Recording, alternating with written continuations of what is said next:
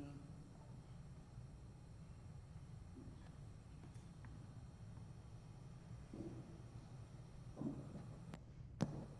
Well, we come today's lecture to the life of Martin Luther, and when I think about the life of Martin Luther, I'm always reminded of an older friend of mine who was a historian who used to say, history is so interesting, you really have to work hard to make it dull.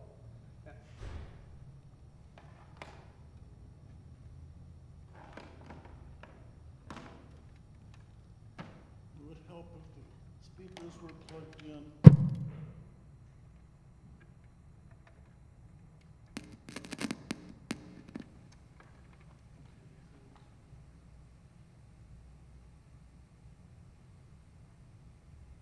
And That's plenty loud now.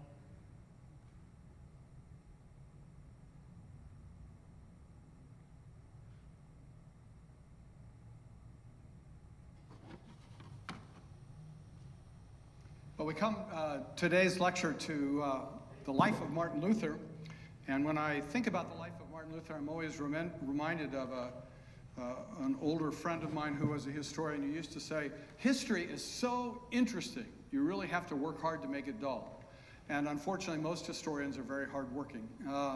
So I'm going to work hard not to work hard on Martin Luther's life because it is so interesting. The problem with Martin Luther is, what do you leave out in telling the story of his life? Last time I mentioned that at his funeral, his close friend Philip Melanchthon called him a violent physician. And indeed, part of Luther's reputation has been some of the ways in which he expressed himself. We'll talk about that as we go along. But there were other appraisals of Luther as well. At another funeral service, a colleague of Luther's by the name of Bugenhagen said that Luther was the literal fulfillment of Revelation 14, an angel flying in mid-heaven bearing the eternal gospel. And so you have angels related to Luther. John Calvin, who is usually very careful in his choice of words, said that Martin Luther was an apostle.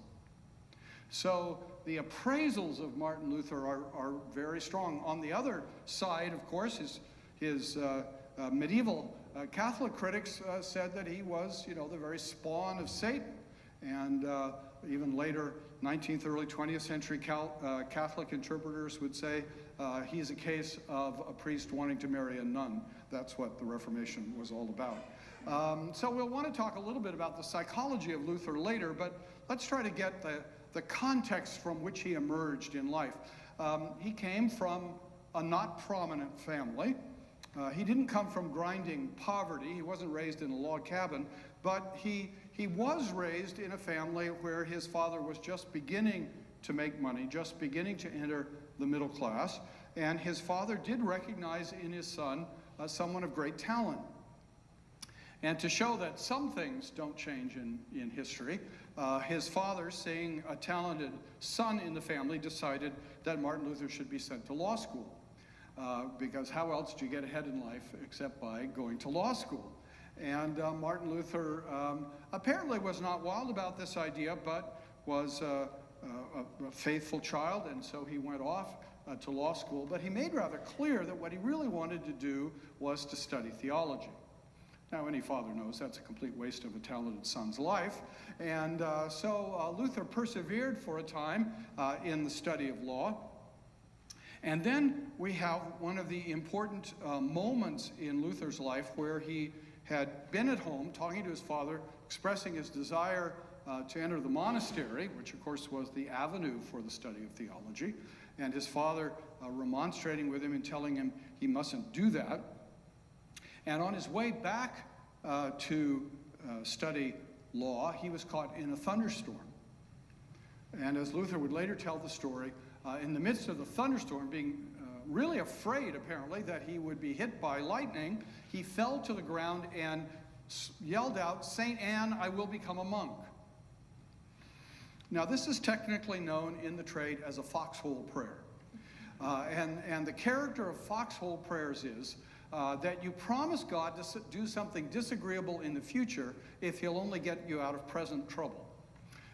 There's a lot of that in the history of the church. But this is a particularly famous case of the foxhole prayer, except that Luther cheated.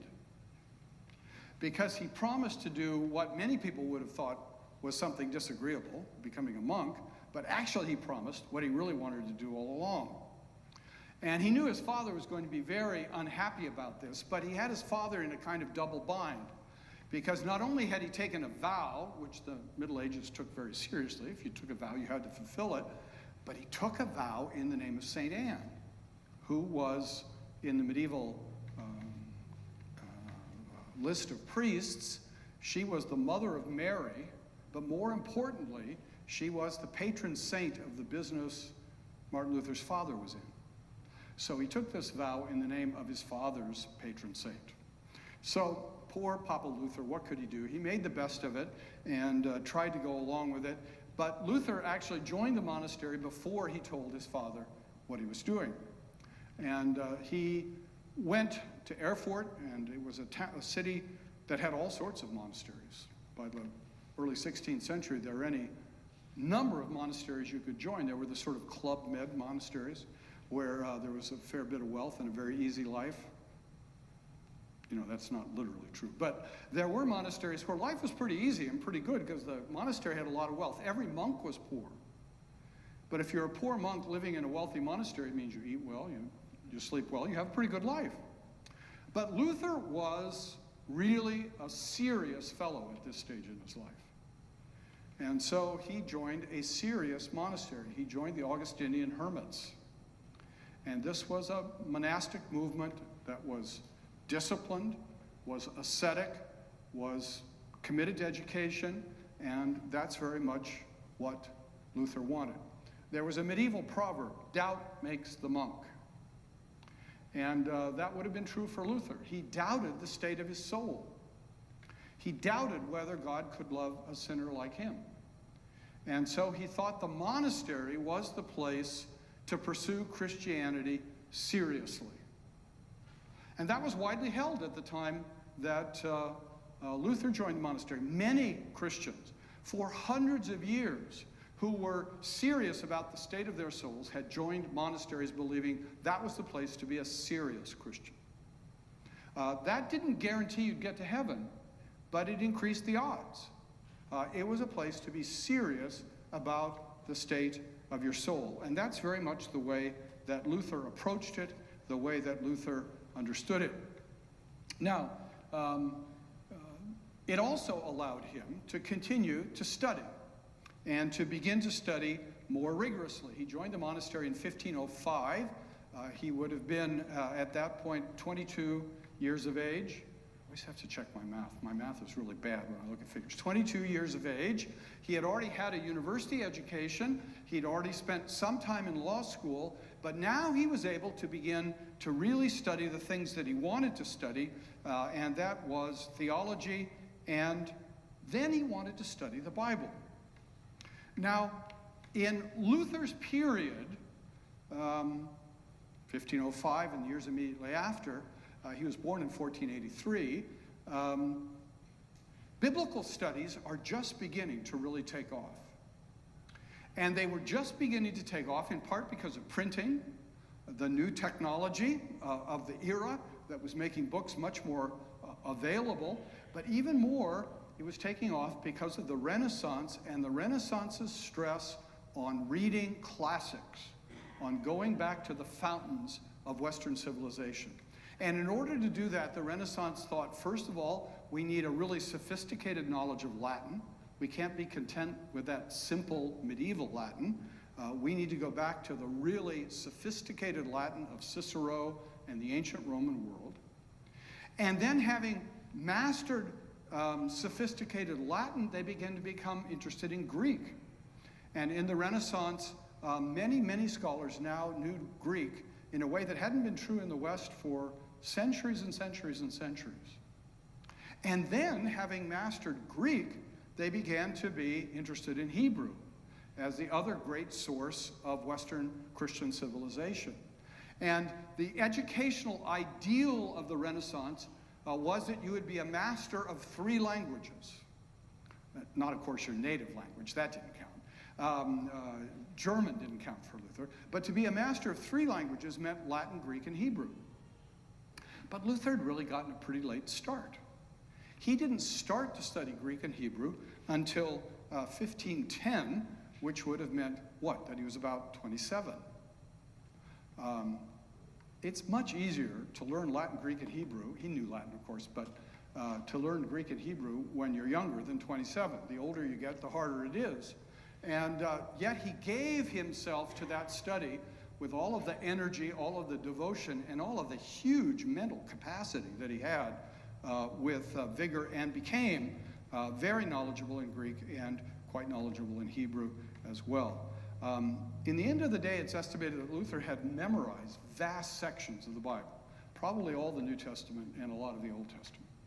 He just had this amazing memory, amazing energy, and an amazing ability to think and to write rapidly.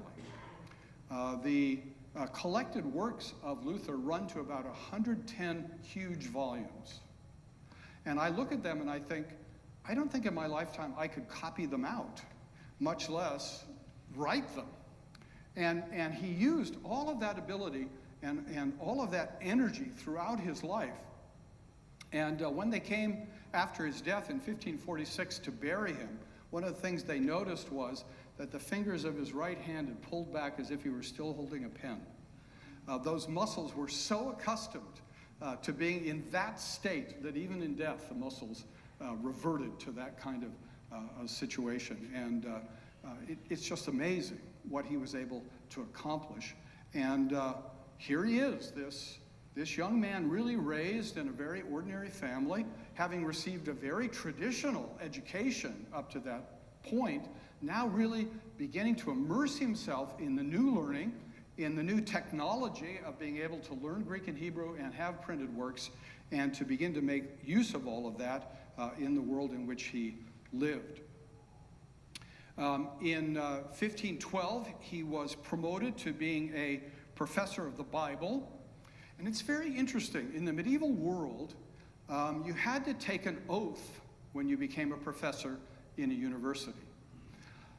It was one of the very few oaths in the medieval church which was taken simply to God directly, promising to teach his word faithfully, with no promise of obedience to the Pope or the bishops. Almost all oaths contained an oath of obedience to ecclesiastical superiors. Professors of the Bible didn't have to take that oath. And later in his life, when he was criticized for being a rebel, he would say, I have only done in my life what the church asked me to do and made me promise to do, namely to teach the Bible faithfully.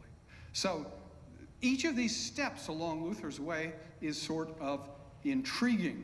And he began then to teach at the small, out of the way, new, not very important university in Wittenberg. The elector of Wittenberg, the Saxon elector, Frederick, known to history as Frederick the Wise, or as one of my professors said, he should really be known as Frederick the Foxy, in the sense of clever and agile as a politician. Frederick the Wise wanted to enhance the glory of his capital city with a university. And so he started a university, but it wasn't one of the old universities, it wasn't one of the important universities, so this young man was glad to have this opportunity to teach, and he began to lecture on the Bible. Now in those days, it's sort of the kind of day that professors look back on with longing.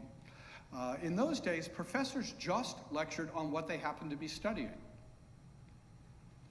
There was no notion of lectures covering something, or a professor lecturing on the same thing year in and year out. The idea was that the students would come and watch you as a professor do your work, and therefore learn how to do the work by observing you do your work. And so Luther began his lecturing by lecturing on the Psalms. That's an interesting choice, isn't it? Luther would later say that the Psalms are a little Bible, that they contain all the truth of the Bible. He would even say, no book of the Bible speaks so clearly of the death and resurrection of Jesus Christ as the Psalms do. He loved the Psalms. His soul was really watered with the Psalms in his formative stage. He lectured on that, on the Psalter, from 1513 to 1515. And see, students would just come to class, take notes on how is the professor analyzing the text, so I can go out and analyze another text. And then, in 1515, he switched over to lecturing on Romans. 1515, 1516 on Romans. 1516, 17, he lectured on Galatians. 1517, 1518, he lectured on Hebrews. Now, if you wanted to choose 4 books of the Bible that would most quickly make you a Protestant, I don't think you could come up probably with 4 better books. Now, we know all the books of the Bible are equally good, but some are a little clearer than others. And here we have Psalms, Romans, Galatians, Hebrews. This is really critical stuff in the preparation of Martin Luther. He was also, at least by 1516, appointed a regular preacher in town.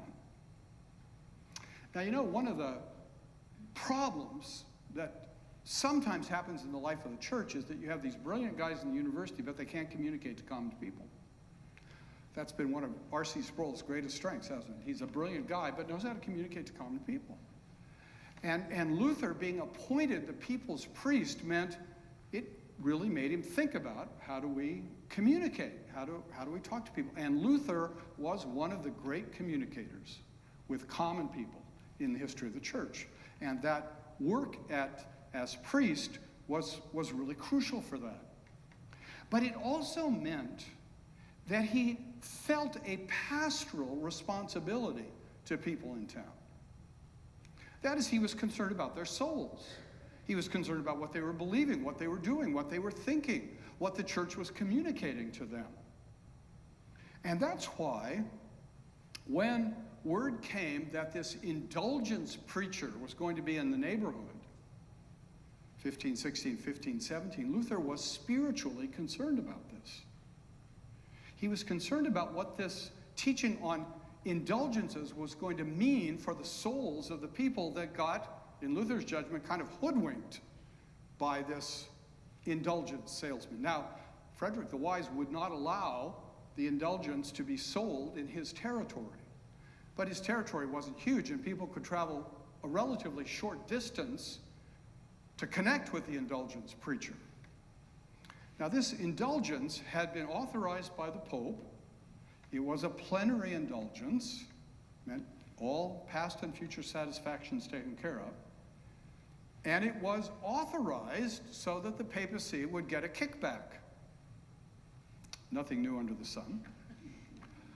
And the kickback money went to build St. Peter's in Rome. Every time you see a broadcast from Rome and the glories of St. Peter's is paraded there before you, you can think to yourself, it's a beautiful building, and the development work helped spark the Protestant Reformation. So that's our building in a unique, strange sort of way.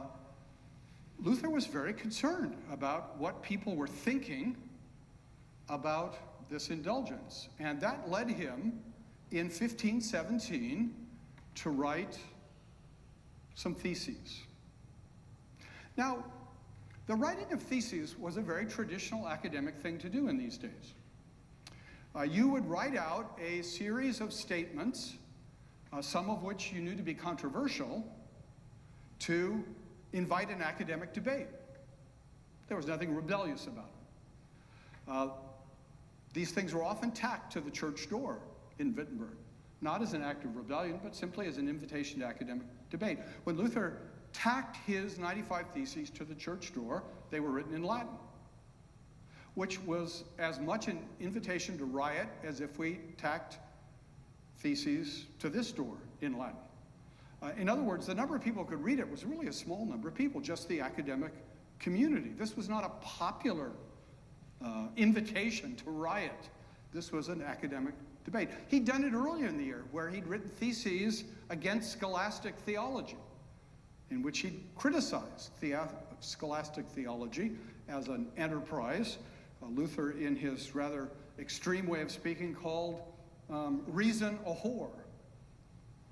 And now he meant by that, you can't reason your way to God. You'll never know about Jesus. You'll never know about the Trinity through reason. Don't put too much trust in reason. The medieval church, he thought, had done that. But later in that same year, 1517, he decided some discussion needs to be taking place about indulgences. And so he wrote 95 Theses, posted at the church door, October 31st, 1517. It was not an act of rebellion, it was an invitation to debate. And what's intriguing is that although we sort of mark the beginning of the Protestant Reformation from 1517, in fact, there's nothing very Protestant in those theses. They are challenging because Luther declares that he thinks it's wrong indulgences should be applied to the dead. But that was a relatively recent innovation in the life of the church. It was something that could be debated. He also says in the 95 Theses, if anyone denies the apostolic character of the indulgences, let him be anathema. He wasn't attacking indulgences. He was attacking the abuse of indulgences. He wasn't attacking church authority. He was attacking the abuse of church authority. And although historians debate about this, I personally believe Luther had not really come to his Protestant breakthrough in 1517, or at least by October of 1517. I think it's a few months after that. We can't date it exactly. But Luther later in his life would look back and say, I came to this evangelical breakthrough. Now the psychologists love it that he says, I came to the evangelical breakthrough while sitting on the toilet. Freudians have had a ball with that. What serious historians have noted is that actually there was no toilet where he said he was sitting, and that in the idiom of that day, sitting on the toilet meant being depressed, being melancholy, being down in the dumps. It's not about a location, it's about a spiritual state. And Luther says, I was really depressed about the state of my soul, not depressed in a technical, psychological way. I was sad, I was distressed about the state of my soul. And in that state, I began to think, if God is alive, I am dead. He said, I came to hate God because all I saw was a God of judgment. He said, especially the phrase, the righteousness of God, filled me with fear and hatred. How could I ever measure up to a righteous God? But now, his mind filled with Scripture, it suddenly all fell into place. He said it was like the gates of paradise had opened to me. And I realized that what God's talking about in the Bible is not the righteousness he demands of me, but the righteousness he gives to me in Jesus Christ. And that's what changed Luther's whole world. That's what made him a Protestant. And I think that happened probably early in 1518 and turned Luther's whole life around. As we come to the end of this lecture, it's so amazing to see how God had prepared him every step of the way, and then everything just crystallized, it seems, almost in a moment for Luther. All that knowledge that had been accumulated suddenly made sense for the service of God.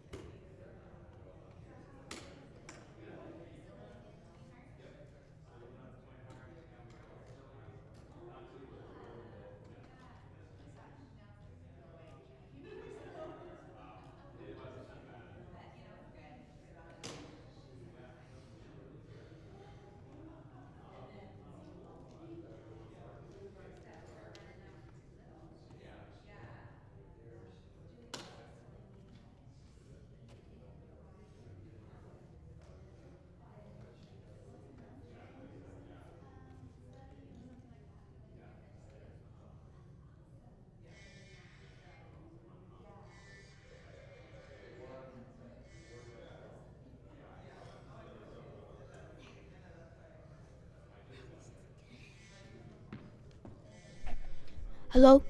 Okay. Hello, okay, ciao.